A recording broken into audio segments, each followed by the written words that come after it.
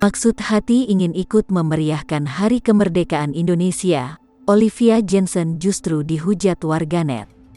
Video perayaan Olivia malah menuai amarah warganet karena dirinya tampak melempar bendera merah putih. Dalam rangka memperingati hari ulang tahun, HUT Kemerdekaan RI, Olivia Jensen sapaannya membuat konten bareng buah hatinya. Dikutip dari tribunnews.com, awalnya mereka berpakaian santai sembari memegang bendera merah putih. Sampai akhirnya bendera yang menutupi sebagai tubuhnya itu dilempar ke tanah dan membuat penampilan keduanya berubah. Konten Olivia Jensen pun dikecam oleh sejumlah warganet.